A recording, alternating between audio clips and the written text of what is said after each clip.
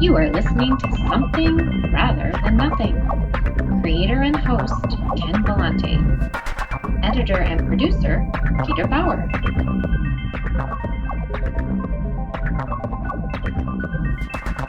You're listening to Something Rather Than Nothing, and this week for episode 25, we have a great guest, Lizzy Falcon, who is an artist, a painter.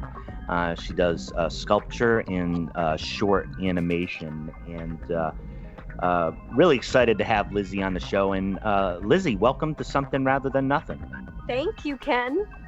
Thanks for having me. I really appreciate it. Yeah, it's a real pleasure.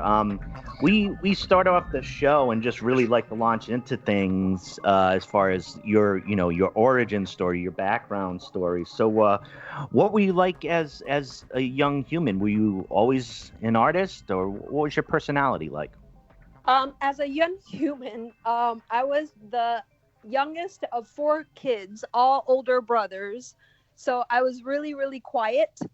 And I think that kind of stuck with me through most of my childhood. And I love to be creative, so that's always how I expressed myself. And I just drew a lot, but I didn't talk a lot. So I kind of think that even now, I kind of speak through my art. I think it was just kind of a learned thing. As I got older, I learned how to speak up more and so forth. But as a kid, I liked baseball and playing with the boys and being quiet, or you'd get beat up. So yeah, that's how I was as a young kid. So four brothers, older brothers. Three older brothers, and then all boy cousins. So surrounded by older boys. So do you think that had an impact? I mean, I could hear some impacts. I thought, just as far as your, what your place can be within that whole hierarchy. But did you find that there was any aspect of what you did to, to be able to spend time with everybody that was around you that were boys? Did that really impact, what you did? As far as art, or just overall? Overall. Yeah, like I said, I remember just being really quiet. I wasn't an outspoken child. I was always just shy. And I remember just loving to draw. And I'd show people my artwork. I was never afraid of that. But also, I was never encouraged to do artwork. So it wasn't important. And I guess until I got a little bit older and learned how to, play with the boys or like the boys, then I started to kind of stand up for myself and so forth. But later on, I became the queen of the house, so that all worked out really well. I learned how to adapt and overcome. That's for sure. Adapt. There's a lot of human behavior that is adaptation, adaptation, and overcoming. So tell me about. So let's go into art. Tell me about the art that you like to enjoy looking at or consuming, but also the forms of art that attract you as a creator. Where you feel most at home in as far as the forms or styles of art. Now, my favorite genre is surrealism. I just love anything that is outside of the box. I appreciate like realism and things like that because it's not something that I can do. But what what really speaks to my soul is surreal art. And little by little, I've been inching my way towards that genre more and more in my artwork. Some people would consider my art, especially back when I started, like more like dark art.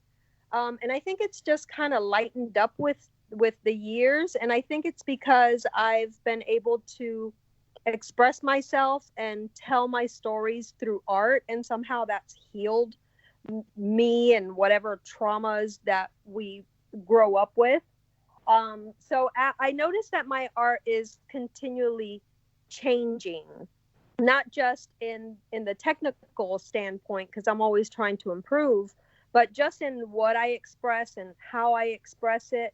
But definitely surrealism is by far my favorite genre, and that's what I lean towards. And like in film, I love like those indie films. So I'm not real big into the box office type movies. I'd rather just find some little dark film, on Netflix or something, or online, and that's my favorite. I don't know if shorts TV exists anymore or not anymore, but I like short films, short animated films.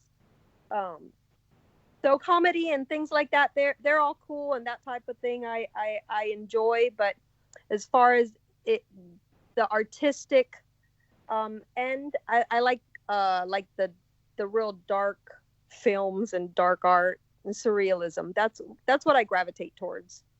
Yeah, and I thought about this question a little bit more in looking at your animation and your paintings and some of your other art, and I mentioned it to you, just before this interview, but just that there's a world that you've created there, that there's a feel to it, and it captures the imagination of the viewer, and kind of draws. I think it draws me in to that particular world. Now, I found it difficult to kind of describe what the art was, and I think that I'm not sure if you embraced the term, sometimes referred to as lowbrow or lowbrow surreal, or I know you've been in exhibitions where we're just referring to the eyes of the women you paint, big eyes. These are all kind of like throwing, kind of like darts at trying to describe something. Do you believe that any of those descriptions start to point at, categorically what you're trying to do? Yes and no. I don't like to. I guess whenever I have a really hard time whenever somebody asks me, what type of art do you do? It's just, especially in the area where I live, and folk art is really, it's really saturated with folk art here. And growing up in Miami, there was a lot of like contemporary art. So I never quite know how to describe it. And I'm always like, well, it's kind of weird, and I said to myself a couple years ago, you have to stop saying that and presenting your art as weird. And so what I've started saying is that I just tell stories through art, and I paint in a surrealism, although it's not 100% like surrealism. Like some of the surreal artists that I admire, I guess because I'm not at their level of surrealism, like they really think outside of the box. And as an artist, I'm developing that. It doesn't come 100% naturally to me. Like I wish sometimes that I could just paint. I see some drawings and paintings that are real scratchy and just all kind of stuff and paint thrown all around. And I go to do that. I even did a collection that was called Imperfection. And I went into it thinking I'm going to do some splatters and kind of messy stuff, because I had just come back from Art Basel and I was really inspired by some of the art there. And boy, I just could not do it. So I really believe that you don't choose what you draw or what you paint or what you create if you're creating from the soul. And so sometimes I fight with myself and I want to do something else, but it just, certain things beg to be created. And even with my last collection that I did, that was for my first international solo show, I was halfway through the collection painting it, and I looked around and I was like, why in the hell am I, what am I painting? Why am I painting these things? Sure. So I'd say surrealism and lowbrow art. A lot of people take offense to lowbrow art, but there was a big lowbrow art movement in the 60s and 70s. And part of it was the big eye art that Margaret Keane introduced to the world. And then there were some other big eye artists as well. And that was considered lowbrow art. But the art world has changed so much. And I'm sure that there are some old-fashioned curators and galleries that would not agree with me. But internet has changed so much, and so some lowbrow artists have gotten so much more popular than some traditional, what you would consider like a traditional artist or somebody that was traditionally trained. And that's another thing why I don't take offense to it. I think lowbrow is fine, and even some people have, at the beginning especially, would kind of tell me that my artwork was more like illustration rather than actual art. And the first time somebody said that to me, I was a little offended. But then I realized that both Norman Rockwell and Walt Disney were considered illustrators, and yet they're two of the artists that I admire. And so I was like, okay, well, if you want to consider me an illustrator, that's cool, but I'm going to continue doing whatever it is I want to do. And I don't think there's a specific name for it, but it's definitely not traditional, that's for sure. Yeah, and I think part of it is, as far as when we do an inquiry, what I'm trying to do with the podcast and looking at art and talking about it, there's, I think right off the bat, it can just be difficult, particularly if artists or viewers of art respond to things as far as with their emotions, right? So then you're trying to grapple with, okay, how does this make me feel? What are the words there? And it can be difficult to talk about. I think that's part of the challenge, when we try to categorize or talk about art. It can be useful, but I think we're always tripping a little bit as we try to do it. Right, so. Yeah, as we're trying to define it. I think whenever we try to define any one thing in particular, you kind of mess it up a little bit. It's like, that's why I love tags like on Instagram. It's like I can reach people that like, emo art, dark art, but yet it's not, especially lately, not that dark. And I can put surrealism, pop surrealism. And so because of that, I don't really have a definition for what it is, but I know where I want it to go, and where it's going is more towards the surreal. So hopefully one day I'll be able to say, I'm a surrealist artist, or artist that does surrealism. So I feel like I'm just now like sticking my toes in the pool of surreal art more than ever before. And so, and I like your description of that. It's kind of evolving or trying to figure out, where you're going with that. And I think I get what you're pointing at. So how about this question? I like to ask artists why they create. Well, Lizzy, why do you create art? Because if I didn't, I would be cuckoo for Cocoa Puffs. I feel like I would go insane if I didn't create. Now that I've started, and I'm constantly creating, whether it's for a show or for myself. I'm at the point where I don't even watch television, because for me, unless it's a film that I know is going to be worth my time, or something to decompress, because I have so much going on in my head. But typically I would rather just create something, and it just grows. It's like this monster that once you start creating, your imagination keeps getting fueled. And there are times where just listening to a song, like one word or a verse, will just be enough inspiration to create an entire art piece, a conversation with a friend, a thought. So it kind of just grows and grows. And if I didn't express that, I really don't know if I would be well, because when I used to have a desk job for 20 years, because I wanted to be an artist as a kid. Of course, like I said earlier, I was never encouraged in the arts. So I got a desk job. Actually, what I was going to do was go to Disney. I had a portfolio, and I was going to go to Disney and be like, look at what I can do. I'm so good. You need to hire me based on my enthusiasm. And so, of course, I was like 19, yeah. And so Hurricane Andrew came around and destroyed my portfolio, and I got a job with the state. Yeah. And I was like, well, I'll build it back up. Well, I got a job with the state 20 years later. I didn't draw a damn thing.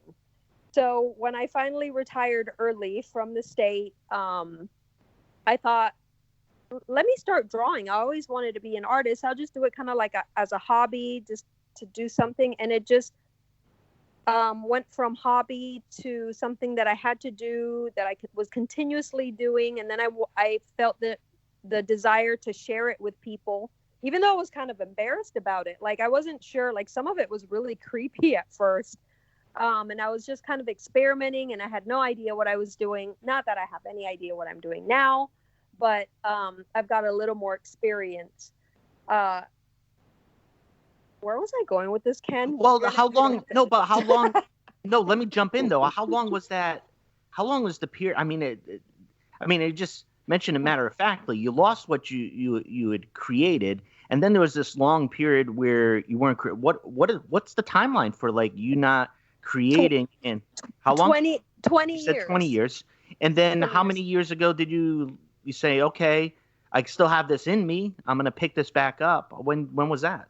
2010. Oh wow. Yeah, and I started just like, I drew like a Hello Kitty, and I was like, oh my God, I can't even draw. Like, I lost my muscle memory. I had no inspiration at all. And yeah, I was really frustrated, but I knew I wanted to do something. Now, I did have, during those 20 years, I did have creative projects that I guess were an outlet for my creativity. Like, for a few years, I decorated cakes. I learned how to do those big, like topsy-turvy cakes and make them real pretty and elaborate. And so what I found out was that I hated baking. I just liked decorating the cakes. Sure. I was like, I don't want to do all that other crap just to be able to make something pretty. So when I was able to, I just bought a couple canvases. And I remember in 8th grade, I always took art classes whenever I could. And I was always encouraged by my art teachers to follow some type of art career. And I always shot it down because my parents never encouraged it. So, you kind of learn it's not important. And so you don't give it its importance. And I kind of just started to focus on it when I started to draw after the 20 years and retired or semi-retired, and just started like doodling again. And I don't know why I went into sculpture at the time. Oh, it was because I had a bunch of cake stuff. I had learned how to make like sugar flowers and little like bears and characters out of fondant and sugar.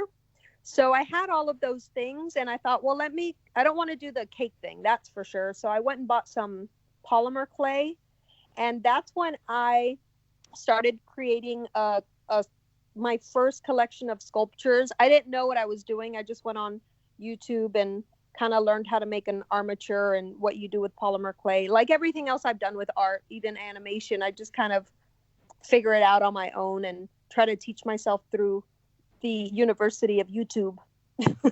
Yeah, well, on that, I was really interested in, you described yourself as self-taught, and I've been thinking about this question. For me, my background isn't in art, both, not having it's all self-taught, both the history of it and any aspect of technique.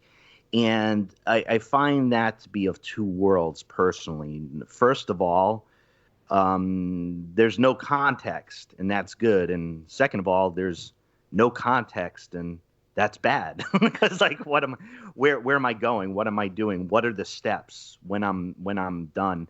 Has that process for you, as far as developing it on your own, been?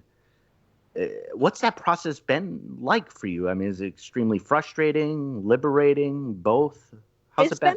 It's definitely been both. It was frustrating at first, like when you pick up paint and you start putting it on the canvas and it doesn't move or do the things that you want it to do, So I think when I decided that I wanted to paint, I think one of my first, searches was how to paint with acrylic, and then how to blend with acrylic. And I just pretty much everything from the actual, like how to paint. I didn't even know you had to prep a canvas. So it was pretty much just kind of, I didn't have anybody to ask. I just kind of did it, went on YouTube, figured some things out. And yeah, it was kind of frustrating, but I love to learn. And especially if it's something that I'm interested in. So clarification. I love to learn things I'm interested in, because if you try to teach me something I don't care about, like science, although now I always wish I paid attention in science, but at the time I didn't care. So yeah, I absorb things really quickly if I'm really interested. And so it was kind of like I was just like this sponge that needed all of this information. And as soon as things started to click and make sense, and of course that took, a few years, then I started to get excited. I was like, all right, this is kind of looking like what I want it to look like. And somebody asked me once, like, something about if I'm happy with where I was in art. And my answer is still the same, 10 or 9 years later than it was, a couple years after starting. And I'm never happy with my artwork. Because I always want it to be better than what it is. And so I'll finish a collection and I'll love it. But I hope that in a year or two, I look at it and I'm like, all right, I don't like that anymore, because I'm at a different level and I'm also expressing different things. So with the learning process, I've actually enjoyed it. And so when I had a mentor for a little while, his name is Jesse Clay. He's a retired Disney artist. It was great that I met him, because I heard so many stories about things that I wish I would have experienced. So I kind of lived them vicariously through him. But I remember him telling me that I broke all the rules in art. He says, but that's what makes your art so special. By you breaking the rules, you're essentially doing something really, really original, and somehow you make it work. And that for me was a great compliment. And I think one of the first people to buy an art piece of mine, I think it was like a 16 by 20, and I sold it for like $80. And I was even embarrassed to ask for that much. She had an art degree. And so that was a big confidence booster. And she loved the fact that I hadn't been to school and I wasn't classically trained. And I was just kind of, doing some hit and miss type thing. So overall, I'd have to say both, because it is frustrating. But at the same time, when you do figure things out and you're figuring them out on your own, and it finally clicks, it's such an amazing feeling. And then you just want to keep going, and it becomes this monster, just like creativity. Yeah, and I picked up on there's that dynamic, right? I mean, it sounds to me that for you, you're like, you want the piece to be its best. You want it, is it done? And that could be so frustrating. As a matter of fact, for me, when I started painting, I found that the urge, of reacting, I guess, negatively against pieces that I made, to be like, it surprised me, because I'm like, well, why is all this? I just wanted it to be just kind of this even, copacetic type of process for me, and it wasn't, and it couldn't be. So no, it can be very frustrating. Extremely, and provoking. So I definitely connect with that, and I'd imagine in just sharing this with you, both of us not, having that formal training, I think there's a lot of surprises along the way, because I think other folks maybe have a little bit more in mind of what to expect or how to encounter things, and so I know it can be. It could be quite the process. Yeah. When you go in blind, it's gonna be frustrating, but it's kind of like walking in blind somewhere. Once you figure it out, it's like, okay, I've got this figured out. And like I said, because I like to continuously grow and learn more. It's not like, because I love, for example, the last collection I did, I love it. It's the first time I think I've done an entire collection where I actually love every piece. And I'm not like, well, that one, and it's not that I want to put my artwork down. I'm really proud of what I do, and I'm glad that I'm able to create it from absolutely nothing. And by nothing, I don't really mean nothing. We can get into that later. Yeah, thank you. But I am proud of the pieces that I do. But I feel like as long as I'm always very, what's the word I'm looking for?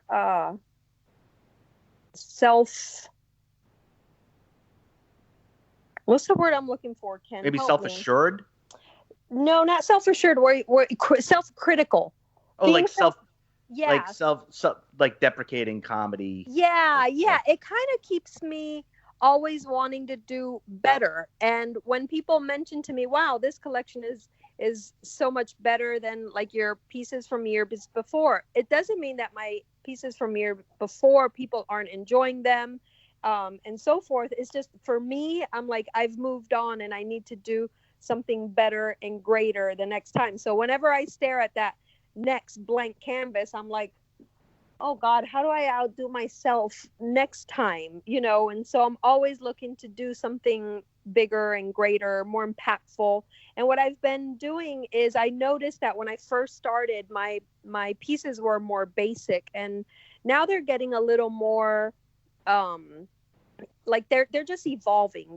They've got more elements in them. I'm being more brave. I'm being a little more brave about what the subject matter is and the story that I want to tell, where before I was just doing something to do it, to the point where like I try not to do like any fan art or anything like that. I just want everything to be completely original content and just based on my experience, my life, my views on my experience here on Earth, and whether it's a conversation with someone or music, like I said before. Once I get that inspiration, that's what I want to put on a canvas, and I hope that when I create that, somebody else will connect with it. Yeah, let's talk about the canvas. I wonder if you could help me with this question, which is always a challenge for more of the visual artists that I interview. I've mentioned before that, if I have a musician on, we could play a track and you can hear the art, right? And of course, we're talking about, the visual arts that you create, your painting and animation. But I was just wondering if you could just try to describe, if somebody were to look at a painting that you're working on now, what is it that they're likely to see in that painting, as far as like the objects in the world that you're creating?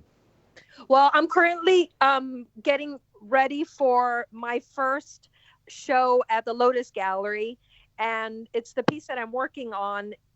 I've asked all the artists to put lotuses, if they can, into their paintings, and so in this particular painting, there's a lotus crown.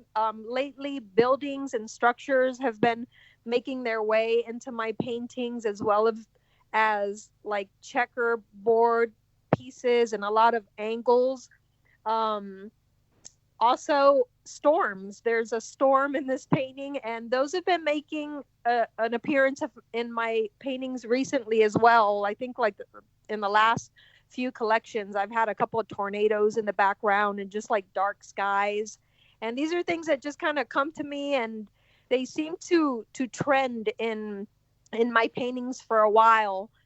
In addition, clocks, a UFO. It's very surreal and just kind of out of the box. And of course, my girl with the big eye. So that's what I'm working on, and I'll be revealing the painting at the first show at the Lotus Gallery on May 2nd. And until then, I'm just going to put sneak peeks, but that's what people will see is there's a UFO in the background and just random stuff, checkerboards and a lotus in there somewhere. So yeah, that's what I'm working on right now. Thank you. That's great. Well, I wanted to ask you, tell us about prominent in your work, Big Eyes. Tell us about Margaret Keane in just those images.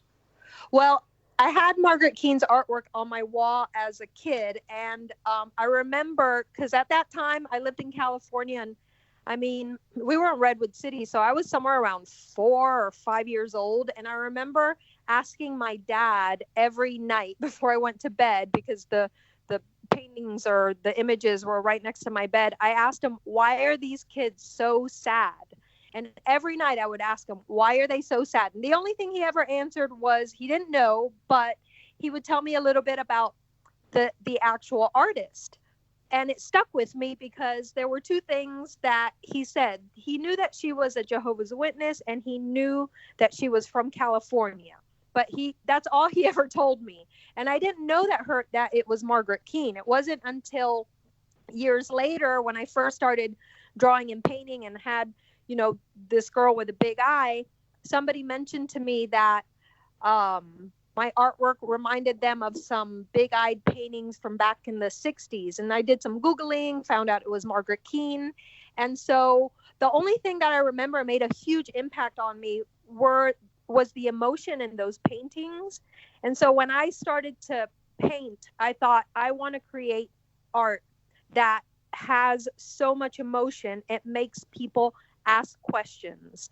So it's not just a piece of artwork that you put in your living room and it's pretty. It also hopefully carries emotion and is a conversation starter. So Margaret Keane and her kids with big sad eyes was a huge influence on me, and I didn't even really know it until I started painting. So yeah, that's how the whole big eye thing came about. And then I reached out to an artist when I was kind of developing my webpage and stuff. His name is, he goes by Sugar Fueled. And I just kind of reached out to him because in his bio, he had on there that he liked Disney and he liked Margaret Keane and so on. And then I found out that there's this whole group of artists out there in this world that do big eyes. I, of course, just do the one big eye, and mine's a little bit different because I just expose one of the eyes, and the girls are gray tone. So all of the big eye artists have their own unique style, but Margaret Keane was the mother of big eyes. And so here I am following that in her footsteps, because they're way too big for me to follow in. But definitely in that genre, I'm kind of proud to be doing big-eyed art and to be part of that artistic community online and around the world, really. I get this question, and you've hinted at the answer to it earlier in the interview, but it has to do with the role of art in your life. And the question is, does art help you live your life? Does it help you live? Oh, absolutely.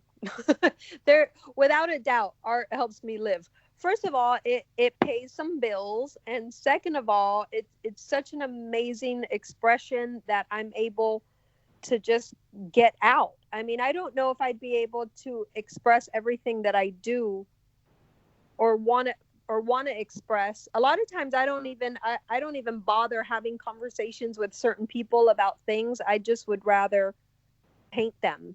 And even if no one ever asks what it's about, and I never get a chance to say, I made this because this is how I was feeling this day or that day, I got that out. It's out there in the world. It's on a canvas, and I feel great. So yeah, it definitely helps me. And like I said, I feel that when you create from the soul and you're really authentic, it also just kind of leads you to the right places and people. So yes, it helps me live for sure. And it gives me something to look forward to. Like I'm always looking for inspiration. So that in itself, sometimes I've said yes to things, to experiences. I'd rather stay home and do this, but you know what? I'm going to go and do that because you just never know what might spark some creativity. So I notice that just in my life in general, I take maybe more chances or do more things just so that I am able to fill my little, jar of inspiration and experiences. So it has helped me tremendously in so many ways. I wanted to ask a question about Disney, Walt Disney, and I saw in your description, and you mentioned it earlier. I was really intrigued, by that influence. Obviously, a huge monumental figure worldwide as far as art, animation, illustration. I think people interact with Disney in like such different ways, and I say for me, I'd never been until I was in my 40s. I'd never been to Disneyland, and I'm a bit of a crank, and I'm just the happiest place in the world. I wasn't quite sure what to do with it at first, but I got to tell you, especially if you go in the summer, it's not that happy. I did go in the summer, but so here's my thing with it, and I opened up, and for me it was super super simple. When I was there, I was immediately having a ton of fun, and my eyes were full because it was so colorful. Like, I love like the parade and the color and like all of this. It all seems so vibrant and active. Now, I'm piecing it back to you. Here's the question. There are some, dark motifs. I don't know what we need to call them in your work. Do you approach Walt Disney and that influence on the level, or is there any kind of subversive twist in your mind when you interact with, say, Disney? If you think Disney and you think happy thoughts, you have consumed the Disney juice. But Disney's got a lot of dark stuff, man. If you look at some of the things that they've done, even for example, which is the Fantasia. If you look at Fantasia, that animation, I mean, it's got the big devil guy. It's got all kind of things. They always love to pose the, good and bad. In Snow White, you've got the witch. You've got a real sinister villain there. They're really good with villains too. So yeah. Disney itself, like you go to Disney World, of course, they want the consumer to be happy and have this euphoric feeling as soon as you pass those gates, which, hey, I do. That for me is the happiest place, besides my studio, is the happiest place on earth. I go to, I will drop anything and run and go to Disney. However, that's the happiness of Disney, and that's Disney World or Disneyland or whatever. But when you look at the work of Disney, of what they've done as far as, films go, they mix a lot of dark and light, and I like that. I like to think that I do that in my artwork. I love the juxtaposition of something sweet and something not so sweet, and I think that's what the girls that I paint kind of have in them. They're kind of sweet and kind of not. They've got this gray tone skin and maybe a little pouty or whatever, and the subject matter isn't always all, sweet. But I like to think that I kind of reach a happy medium with something a little deeper. And usually when you go deeper, that's where you find the darkness. Because everybody, you're like, hi, how are you? Oh, I'm fine. Nobody ever is like, man, this sucks. Well, maybe a Debbie Downer, but you don't get to what I'm saying is you don't get to the heart of someone, their soul, with the surface level. And so with Disney, the surface level is super happy, but if you keep digging, you'll see there's some stuff that has been created by them. I totally appreciate it, and love it. And that, I think, is why I like Disney so much. It's because they've been able to do that and still have, this persona of happiness and jolliness. But like I said, just Fantasia, check out that film. That is dark. I think, yeah, I appreciate, I tell you, that's part of the reason, in doing the podcast and asking questions, because I learn a lot too. And just in your answer there, yeah, there was a lot I remember and build into that Disney in the way that you see is really, really helpful to kind of like combine these components. It's not either this or that. It's these elements, right? Of, I don't know, like the dark and the light. Exactly. Yeah. Yeah. It's the elements, and I think that once that you throw all of that in there, it's what makes it. So here's what I got for you now, Lizzy. Big question that you told me you had the answer for is, why is there something rather than nothing? I don't claim to have the answer. Darn it. I claim to have a theory, my own theory. Let's go with your theory. Yeah, my theory. Is there something, what, tell me the exact question again? Yeah, why is there something rather than nothing? All right. So, for example, like a blank canvas, there's nothing there. And it's so intimidating. And I think I started to tell you earlier, like I used to take art classes, and I always wanted to paint on canvas. And I was given the opportunity to do so in the 8th grade. And I was so terrified of that white canvas. I thought to myself, I'll never paint that. I mean, there's no way. It was just so scary. So there's the nothing, right? Because when I pick up a canvas and it's blank and I start creating, there's nothing, and I do turn it into something. But in reality, there's always that something. It's in you, and it's just a matter as a creative to get it out. So I think that there's something rather than nothing, and it's an artist's job to bring it to life and to share it. And that's why whenever I meet anyone who is like slightly creative, I'm like the biggest pain in the ass, because I just start telling them that they have to be creative. You have to start drawing. Just draw a little bit every day. Just do it. And part of that is also because those 20 years that I sat in that desk, I didn't create the way that I could have.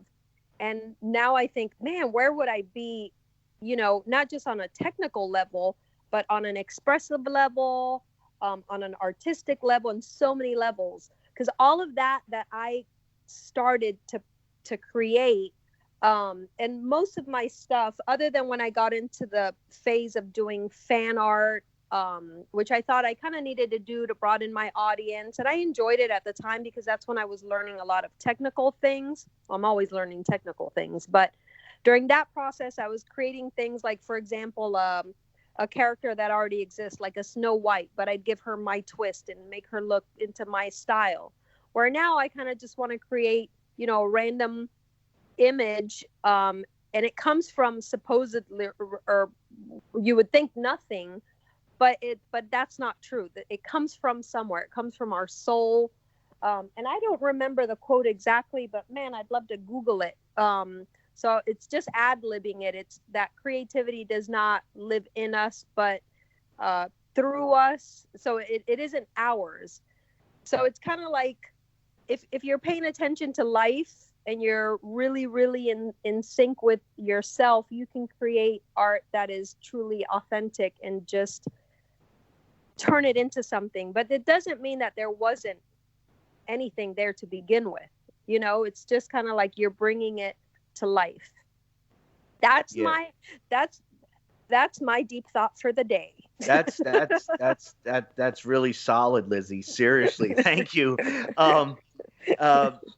So we're talking with Lizzy Falcon, and it's been great chatting with you. And before we let you go, I was hoping you'd take a little bit of time to let listeners know about how to interact with you, your art, where to find it. But I also know that there's some gallery work that you do. I was wondering if listeners are interested, how they can connect with you, after this show. Well, I'm all over the internet. I pretty much, when I decided to share my work, I got on any platform that would allow me to create a username and a password, and I just dumped my artwork in there.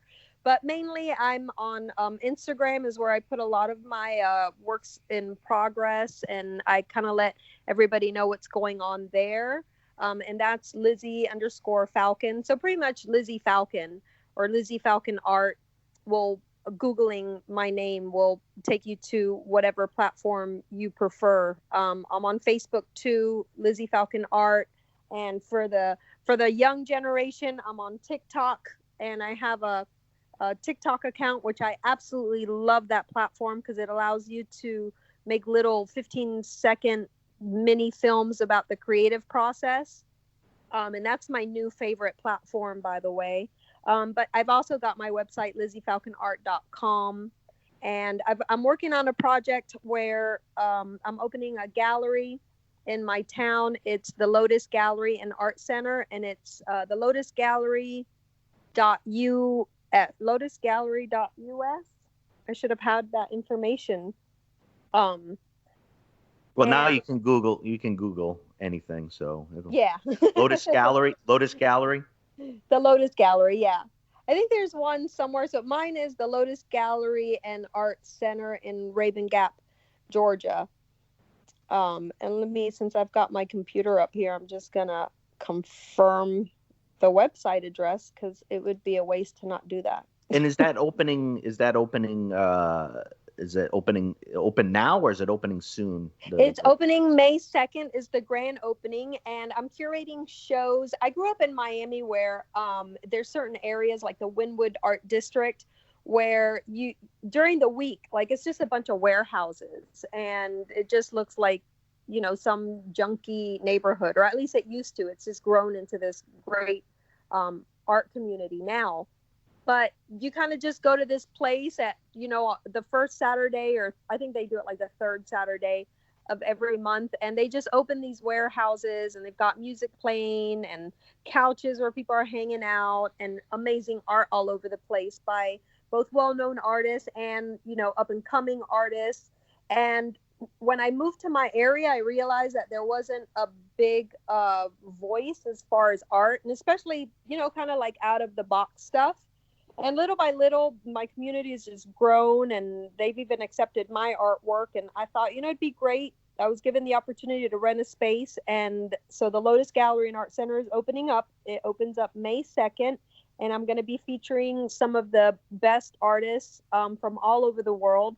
And because I was not encouraged as a kid to be creative and to pursue art, what I'm doing is picking a local creative child in the area, and by child I mean like middle school, high school age, that is into art, and hopefully has like their own style or whatever, and feature them alongside with these artists who have these amazing careers, and hopefully give them like this instant worldwide stage where, if they got it, they can show it. And also I'm doing a mentoring program for them, so when they're chosen, they kind of like, they've never been in a show or anything. I'll mentor them, whether they want to learn something technical or how to prepare for a show, emotionally, as far as putting their artwork before their community and on a worldwide, like, internet stage. So that is really one of the biggest focuses of the Lotus and of mine. And I'm really excited about it, because I'm hoping I can inspire people that are creative, and that I can teach some young creative youths that, you can do something with your art, and that they shouldn't give up on their talent, which is what I did. Yeah, and I deeply appreciate that you're sharing that, and really just doing that, particularly at a younger age, and creating that space for a young artist. And it goes back to, like, there's this expression, for work, I represent teachers for a labor union, and the role of teachers can be so important, where I saw this quote one time, my teacher said I was smart, so I was, right? That Right. Those who see, adults who see kids and say that, hey, you're an artist or you're a dancer, and then they are. And I think what you're doing really helps with that, and it's such a great service. And I can't imagine how excited both, the adult artists who end up in the gallery, but also the younger artists who say, oh, well, right next to this great exhibit is my great exhibit. So right, and that's yeah. I hope that they do enjoy the process, and I hope I'm able to impact even one kid, where they might have been giving up on art, and especially because so many people that they know are just artists, as a craft, or as something that you do, you sip wine and do a little art project, or you color, but they don't, and I don't know what all of these kids have been exposed to or not, but I'd love for them just to see that there are artists from all over the world that are working at just doing art, and that's how they pay their bills, and that's what they do. Because I didn't see that as a kid. Like, I didn't know you could do art as a real career. I thought you had to go like to Disney, and that, you know, somebody had to pay you for you to draw. And the fact that I'm able to just create whatever I want to create because I had a certain experience and now I want to put it on canvas, that for me is the greatest gift ever. So I'd love to pass that along to somebody that wants to express themselves through art as well. That is great. And I want to thank you, Lizzy, for sharing for sharing about, you know, your experience in developing as an artist. Also to thank you specifically for your artwork that I really enjoy, which is why I reached out to you. And also, you know, just your ideas on a lot of these questions that I like to ask. Just hearing about what you're working on and seeing what you're working on is pretty darn exciting for, you know, for an art enthusiast like myself. Thanks so much. Yeah, and I just wanted to thank you for spending time on the podcast. And yeah, I hope we have the chance to talk again soon, Lizzy. I wanted to thank you very much. Same here, Ken. Thanks for sharing my experience with your listeners, and also on your pages and so forth, and for even just taking an interest in my artwork or in me. So thank you for your time as well. Thanks again, Lizzy. I hope you have a great day. Same to you, Ken. Okay, bye. Bye-bye.